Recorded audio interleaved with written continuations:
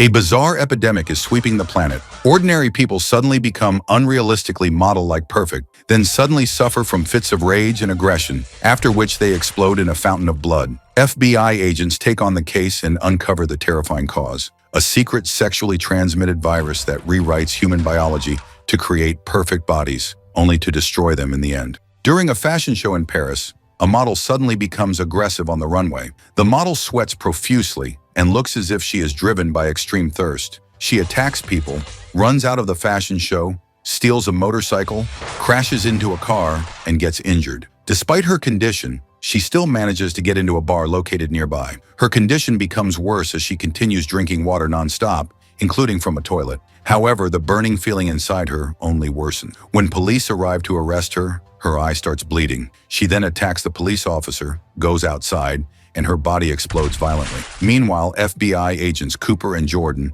who have been best friends for a long time, spend time together after sleeping together. Jordan shares her insecurities and her breast implants, stating her perspective on beauty as a way of presenting herself to the world. Despite being physically involved, the two have agreed not to commit to each other and to continue seeing other people. However, Cooper confesses having tried dating outside their agreement, which did not go well.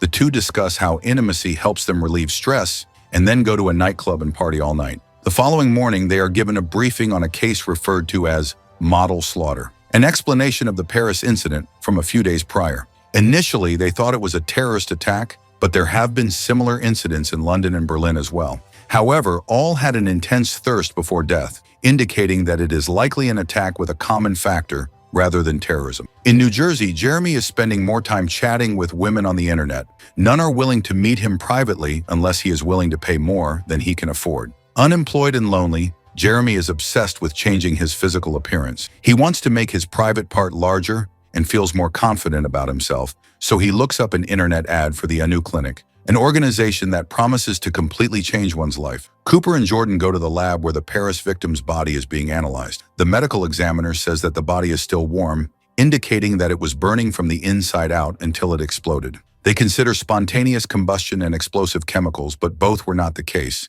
Because of the aggression, sweating, and thirst, they determine that they are working with a new virus, similar to rabies, due to the uncontrollable thirst. Jeremy goes to the clinic, and the doctor says that he does not advertise his services. Jeremy says that he was referred by a patient who had good success. The doctor recognizes Jeremy as an incel and says that he can make him the perfect man. Jeremy admits that he does not like his looks, but says that his personality is sound and that he wants to correct what he thinks is a genetic defect. The doctor tells him that there are still alternatives. Meanwhile, Cooper and Jordan analyze the victims. The dental records reveal that the women were not associated with modeling at first, and their previous looks do not align with their public image. The only common element is cosmetic surgery. Jordan discovers that the victims did not have any social media pages and had cut ties with their families. Cooper realizes that this is not a typical case of trafficking. Jeremy's body is abnormally altered after the surgery. In a bar, women buy him a drink and seem interested, but later he gets stuck with their bill, indicating that they were just using him. Embarrassed, Jeremy goes back to the clinic and attacks the staff. The doctor, intimidated for his life, says that there is one final solution left, which is powerful but expensive, and takes Jeremy to a hotel where they rent the most expensive room. The doctor asks Jeremy to prepare for a procedure that does not involve anesthesia. Jeremy is hopeless, thinking of killing them both, but the doctor tells Jeremy that the final element has arrived. Jeremy meets a beautiful woman named Claire, who is the cure. Jeremy becomes physically involved with her and then falls asleep. Jeremy wakes up covered in sweat, dizzy and thirsty. The thermometer reads temperatures that are not livable. Jeremy's body changes as his bones crack, his limbs stretch, and fat burns out of his body. Jeremy goes to the mirror, where he sees that he has become physically perfect. Cooper and Jordan are notified that the virus has escalated. Jordan suggests quarantine, but they are informed that it is not airborne. They are sent to Italy to investigate another similar death, where the latest victim tests positive for the same virus. Cooper and Jordan expand their investigation to Rome and examine another site where a person suddenly exploded. The officers there wear masks and approach the situation with precaution, even though the virus is not airborne. On a wall inside the room, they find a symbol that translates to the word beauty. Elsewhere, an assassin reports that he is tracking his target. A man informs him that the individual stole their serum and that backup will be limited. He explains that the infected believe there are no consequences because only those seeking beauty are affected. The assassin moves in and captures his target, shooting him in the neck. In a bar, Cooper and Jordan review footage of the woman who was found dead. In the recording, she pleads, saying not to do it. She says it is not worth it and warns that it is dangerous. Suddenly, someone enters her room and the recording stops. Cooper then receives news that another person has exploded in New York, and they are expected to respond. Jordan does not want to leave without finishing what they started in Italy, but Cooper explains that an assistant editor at Vogue combusted, and they need to be there. They spend time talking about their reliance on sex as a way to manage stress from their job. Although there is an emotional connection between them, both accept that they cannot pursue anything serious. They view intimacy as temporary relief rather than commitment. Jordan becomes interested in another man at the bar, and Cooper encourages her to follow through, even though he is a little jealous. They part ways with mutual understanding. Shortly after Cooper leaves the bar, he is attacked by two men. He fights back, leading to a violent pursuit as he tries to run away after fighting them. They chase him through the streets and corner him, leading to another brutal fight. He finally manages to overpower and kill one of the men and runs away afterward. Meanwhile, Jordan goes to the man's room and spends the night with him. They become intimate. Afterward, it becomes clear he is infected. He leaves while she sleeps. When Jordan wakes up, she begins to sweat heavily and feels the same unbearable thirst seen in other cases. At first, she believes she is sick, but then her bones begin to break as the transformation starts. Although her appearance becomes youthful and physically perfect, she reacts with fear and screams when she sees herself in the mirror. In New York, two co-workers discuss cosmetic treatments when an editing assistant interrupts them. She looks seriously unwell, sweating heavily and struggling with heat. She says she is losing weight rapidly, making it clear she is infected. Within moments, she starts shaking and becomes frantic with thirst. What first seems like a severe flu escalates quickly. She demands water, lashes out, attacks a co-worker, and throws the person over a ledge. Almost immediately, the internal heat tightens her body before she violently bursts apart. Blood sprays and some enters another colleague's eye. Elsewhere, Cooper is being held captive by the same men who previously attacked him. He tries to reason with them, warning that detaining him is obstructing an active FBI investigation and preventing him and Jordan from stopping the spread. When counterterrorism agents arrive, the men finally release him. An assassin prepares for his next move, inspecting knives designed to cut through any part of the body. His next target is the man who slept with Jordan, whom he believes must be stopped before spreading the infection further. He views the disease as controlled and sacred. It is meant to create beauty, not to be passed on. Soon after, the corporation orders him to confront the surgeon who has been spreading the infection using one of their carriers, the same woman who infected Jeremy. The assassin argues they must handle problems sequentially, noting the FBI's interference and their lack of manpower while dealing with carriers, serum theft, and corrupt police. After the call ends, he kills the carrier anyway. The focus shifts to Byron, known only as the Corporation, who relaxes by the pool on his yacht, detached from the crisis. He is confronted by Franny, who points out their personal failure as parents. Their son Tig is hated by others and being transferred to rehab, but Byron refuses to visit.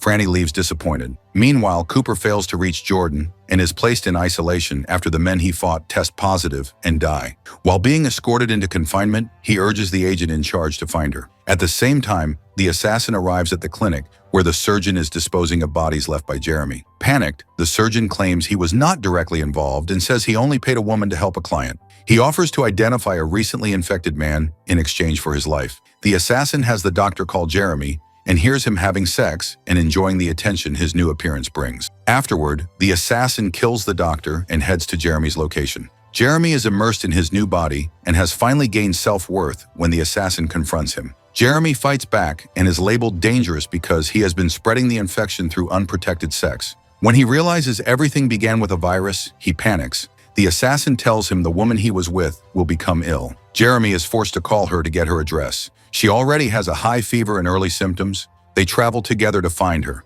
speaking casually, while Jeremy senses his death is inevitable. When they arrive, the woman has fully transformed. She is stronger and beautiful and attacks them both. As she nearly kills the assassin, Jeremy intervenes and kills her. Afterward, the assassin tells Jeremy his time is up. Jeremy accepts this calmly, saying he has already experienced beauty and sees no reason to live. He explains that his previous life was unbearable. Instead of killing him, the assassin hesitates and spares him. They eat together and observe a woman sitting with a black man, prompting Jeremy to reflect on desire without emotional attachment. As they talk about Jeremy's resentment toward his past and the advantages given to white men, the assassin reveals they share more than expected. including the infection. His condition is at a later stage, and he admits he is 65 years old. He claims the disease is more effective than weight loss drugs and argues it should be administered directly, not sexually transmitted, which he believes has turned it into an underground trade. He offers Jeremy a chance to join him as a mercenary. Cooper later receives his test results, which are negative.